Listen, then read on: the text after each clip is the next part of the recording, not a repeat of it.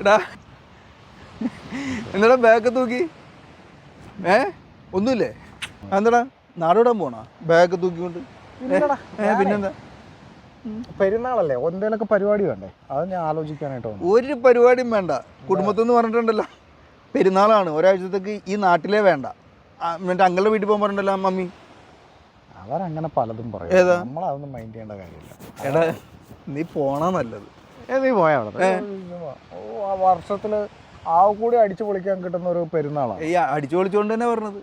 നീ ഇല്ലാണ്ടിരിക്കണം. ഞാൻ എന്ത് ചെയ്തു? നിങ്ങളെന്താ പറയണേ? പിന്നെ നിങ്ങൾക്ക് എൻ്റെ പെരുവ് വേണം, എൻ്റെ വീട്ടിലെ മറ്റേ തെങ്ങിൻ്റെ കുരുത്തോല വേണം. ഞാനൊന്നും പറയില്ലേടാ, ഞാൻ വല്ല വിളിച്ചു പറയാം. പോടാ. കഴിഞ്ഞ കൊല്ലത്തെ പെരുന്നാൾ നിനക്ക് ഓർമ്മയുണ്ടോ?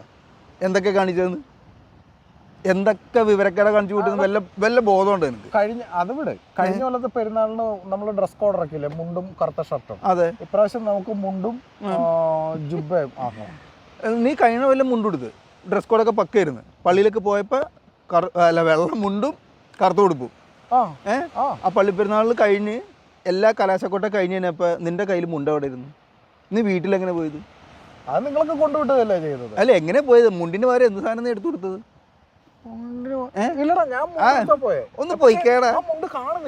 ഏത് മുണ്ട് കാണില്ല, അതാ ഫ്ലെക്സാ. മറ്റേ കോഴി കച്ചവടക്കാരൻ്റെ ഫ്ലെക്സാണ് എടുത്തിട്ട് പോയത്. അന്ന് അവിടെ ഇടിയുണ്ടായി ഓർക്കണ്ടോ? ലാസ്റ്റ് പിന്നെ നീ മറ്റേ സ്പടിയം കളിച്ച് മുണ്ടൂരി അടിച്ച് വല്ല ഓർമ്മയുണ്ട? ഈ അതുകൊണ്ടാണ് നിന്റെ അടുത്ത് പറഞ്ഞത്. ഞാനൊരു കാര്യം പറയട്ടെ, അതിന് തെളിവാ. എടാ മറ്റേ നാൻഷാൻ്റെ മോളുടെ ഫോണിലേ ഫുൾ തെളിവും കിടക്കുന്നുണ്ട്. ഉണ്ടാ അതെല്ലാവരും കണ്ട്. എടാ മരവൂളെ, നിനക്കൊരു ഷഡിട്ടിട്ട് വരാൻ പാടാ നിനക്ക്. നീ ഒരു കാര്യം മനസ്സിലാക്കണം, അച്ഛൻ പറഞ്ഞത് ഹൃദയം കൊണ്ട് കേൾക്കുന്നവനാ ഞാൻ. അതെ. അച്ഛൻ പറഞ്ഞ എന്താണ്? എന്താ പറഞ്ഞ? അയാൾ പള്ളി കമ്മിറ്റിയൊക്കെ കഴിഞ്ഞപ്പോൾ പുള്ളിക്കാരൻ പറഞ്ഞ എന്താ, ഡ്രസ് കോഡ് പള്ളി പറയും, അതിട്ടാ മതി എന്ന് അയാൾ പറഞ്ഞില്ലേ? അതെ, അയാൾ പറഞ്ഞല്ലോ.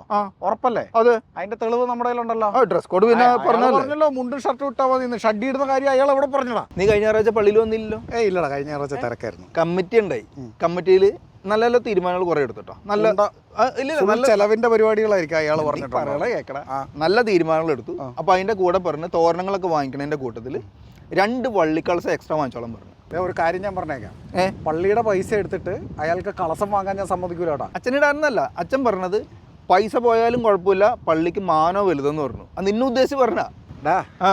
നിങ്ങൾ കമ്മിറ്റിക്കാരടുത്തും പള്ളിക്കാരടുത്തും ഒന്ന് പറയാനുണ്ട്. എന്താണ്? ഞാൻ കളസം ഇടുന്നതിന് മുമ്പേ പള്ളി പോകാൻ തുടങ്ങിയാണ്. അതെ, മനസ്സിലായിക്കോ? അതെ, കേട്ടല്ല. നിങ്ങൾ ഈ കളസത്തിന്റെ കഥ പറയാനാണോ പള്ളി കമ്മിറ്റി കൂടിയത്? അച്ഛൻ വേറെ കുറെ കാര്യങ്ങൾ പറയണ, ഇത് മാത്രമൊന്നുമല്ല. എന്ത് കോപ്പ അയാൾ പറയാനടാ? ഏതാ?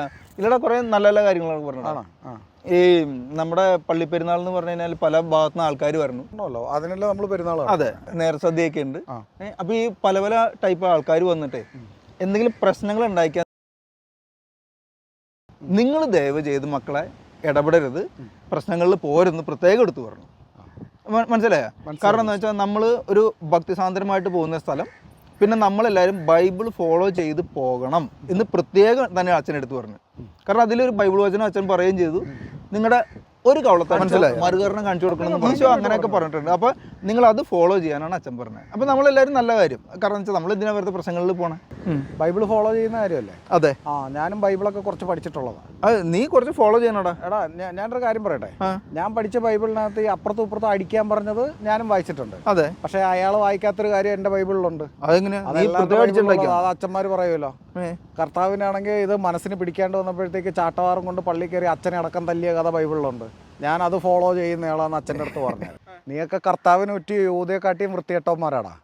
എന്താണെന്നറിയോ? എല്ലാവരും എന്നെ ഇത്രയും കളിയാക്കിയിട്ടും ഒരു മാന്യ ഡാഷ് മക്കളും എനിക്ക് വേണ്ടി സംസാരിച്ചില്ല.